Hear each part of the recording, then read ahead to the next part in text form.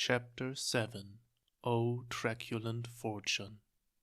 How many guys are there? I counted 43. No, wait. I see another one. Hector furrowed his brow at the evening sky. Holy shit. I mean, are you sure I can take 40 dudes? Of course you can. Probably. Oh hey, it's that ponytail guy. Ponytail guy? You remember? You knocked his teeth out? I'm surprised he's out of jail already. It's barely been 2 days since he was arrested. Perks of being on Rofel's payroll, I guess. Even so, 2 days is a bit ridiculous. The police force must be more corrupt than we thought. Maybe lawyers as well. Hector eyed the building another time. It didn't look like a drug den. It looked like a bowling alley. And it probably was, most of the time. The men loitering around the entrance were an indicator, however. They shooed away potential customers, despite the Neo sign illuminating the street. Ah, looks like Ponytail is here to move the money. Smart. This is probably why the police can't seem to find any of these cash houses. As soon as they start getting close, I bet someone in the department wants Rofel's people. Must be why there are so many of them here right now. They seem to be in a hurry. You should probably come introduce yourself now. Will do. He put his mask on and started down the street. The men at the front all stared at him as he passed, and when he circled around toward the back entrance, a few of them broke away to follow him. Several more were already waiting behind the building alongside a parked truck with its engine running. A circle of Rofel's muscle grew around him. I went around the back, he told Garovel. What are you doing here? What's with the mask? Looking for a beating? Hey, didn't Swank mention a masked guy? Is that you, asshole? Huh? Say something. Garovel appeared from the wall and reached for him. I'm not sure I approve of all these new friends you've made, Hector. The strength blazed through him. He took a deep breath and moved for the door. The first man to stand in his way ate pavement. The others all took a step back at how quickly their comrade had been left bleeding on the ground, but after a moment they seemed to find their courage again. 3 rushed him at once. He pummeled 2 into each other and took a metal baseball bat to the back of the head. When he turned around, shaking the disorientation away, the guy who hit him staggered back. Hector ripped the bat away and returned the favor, lobbing the man into 4 of his buddies. They started pulling knives, and in the ensuing mayhem, he received 6 stab wounds, all in the gut, chest, and back. When there were only a few left, he was a bit surprised to see that instead of pulling guns on him, they just ran. Looking down at the blade stuck in his torso, he supposed he could understand their sentiment. He decided to leave the knives in a while longer. Groaning or unconscious thugs riddled the alleyway, draped over the staircase, the side of the parked truck, and for one lucky winner, a 10-foot brick wall. Hector held onto the baseball bat as he went inside the building. The first person he saw seemed more confused than aggressive, and Hector was kind enough to wait until the man attacked before punching him into next week. The money is in the rearmost room. Hold on a minute. The Reaper faced through the wall, while Hector waited in the dimly lit hallway. 6 men?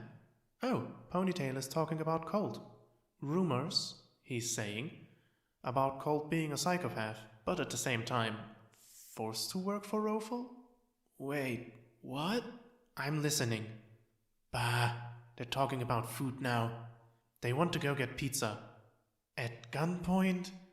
What the hell is wrong with these people? Please come and stomp their heads in. He flung the door open and kicked the first man he saw across the room. What the fuck? Oh shit, you! Hector leapt on his second victim and knocked him out cold. Now the guns were out. But the hail of bullets didn't stop him from reaching the third and fourth men and clapping their skulls together. Only Ponytail and another thug remained, fumbling too much to reload their weapons, their spare magazines clattering to the floor. Hector stood in front of them for a moment, considering what to do next. Bashing their faces in hardly seemed necessary at this point, and besides, Ponytail's face was still swollen blue and purple. He walked up and pulled their guns away from them. They both just stared at him, wide-eyed and cornered. What the hell are you? Said Ponytail. I heard Colt killed you. Hector eyed the table full of duffel bags in the middle of the room. He slung all 7 bags over his shoulder with one hand. You're not going to stomp their heads in too? The Reaper sounded disappointed. Well, at least threaten them before you leave. I,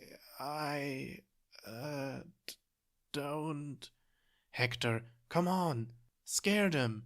Just yell or something. Yell? I can't. I don't. That just isn't. Ah. Ponytail ran for the door. Hector was on him in a heartbeat and kneed him back into the corner. Please don't run. Wait a minute, said Garovel. Okay, no yelling. Just talk to them very quietly. Whisper if you need to. Really? But, Trust me. Speak very slowly and deliberately. Make them strain to hear you. Oh, and be polite too. Say please, like just now. Please tell your boss that I'm coming for him. Oh, that was good. Tell them that anyone else who gets in your way will be visiting the morgue. But I don't want to kill them. Of course, but they don't need to know that. Ah, okay. And anyone who gets in my way will be paying a visit to the morgue. Both of their faces went white. Look at them. This is way better than yelling. You're starting to creep me out, Garovel. Me? You just about made them piss themselves with creepiness. He left the room, barely squeezing all the bags through the door. He knew there were still more men in the building, but he didn't see them before hearing the gunshot. The bullet tore through his jaw and ripped the mask from his face. His severed chin and tongue splattered to the floor in a gory mess. Blood and drool oozed from the gaping hole in his face. Hector just turned and locked eyes with the shooter. It was a young guy, not much older than himself, holding a magnum unsteadily with both hands. But when he saw Hector, he dropped his gun and stumbled back. More men rushed in from the entrance, but when they saw Hector, they all stopped. Holy fuck! What is that thing? Hector's undead glare seemed enough to prevent any of them from taking another step. He waited a bit to see if they still wanted to fight, but when they merely kept staring, Hector picked up his dented mask and left.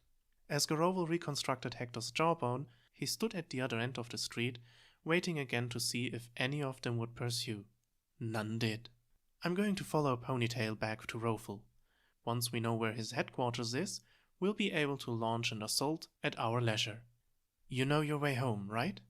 His mouth completely reformed, he said, Yeah. The Reaper looked at him a moment, bony fingers hovering in front of Hector's face. I'm going to bring the soreness back to let your body recover while I'm away. Are you ready? Hector groaned. Go ahead. Pain exploded through his mouth. It feels like my face is being ripped off. Well, it was, actually. He dropped to one knee, clutching his mouth with his free hand. Fucking... On the bright side, I'm sure the rest of your body feels completely painless by comparison. He stood and started walking again, trying to stifle his continued groans. Fuck, this hurts. All right, potty mouth. Fuck you. This is the worst one yet. Garovel laughed. Only joking. You should be swearing. It'll help you cope with the pain. Fuck face. Okay, you don't have to be insulting about it. Just... Garovel floated off to go find Ponytail, and Hector was left to grumble his way through the night by himself. It wasn't long before he heard Garovel laughing again, however. It's fair to say we've stirred things up here. You left your chin behind and it's freaking them out. Oh, should I have... The pain made it difficult to even think straight. Should I have taken that with me? Nah. They won't, try to Study it and reverse engineer my power or something? What? I mean, uh, like, I don't know. You're afraid they'll unlock the secret of immortality by studying your chin? Is that stupid? It's just impossible. Your flesh is just flesh.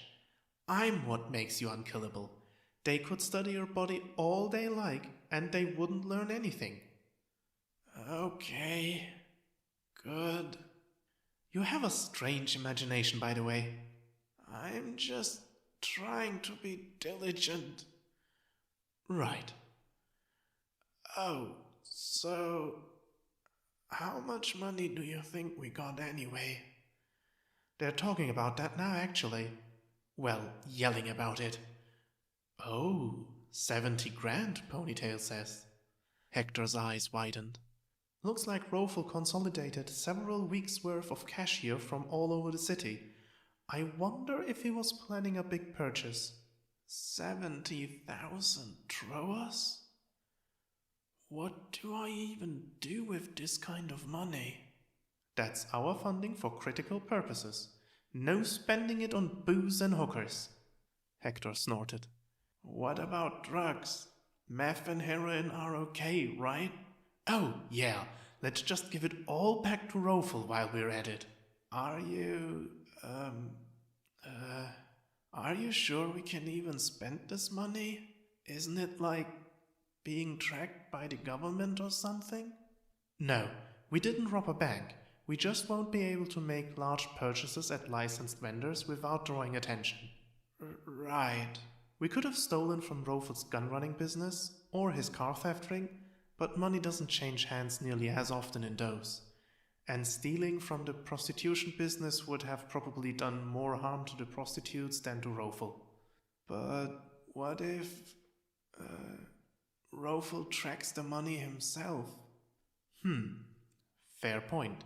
You should stop and check for devices. All right. He found an alley and put the bags down to search them all. Stacks of Troas filled each, more money than Hector had ever seen in his life.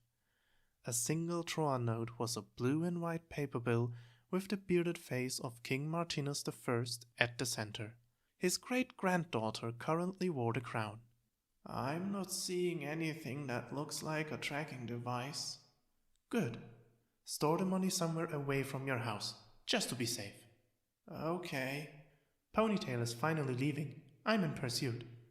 End of chapter 7.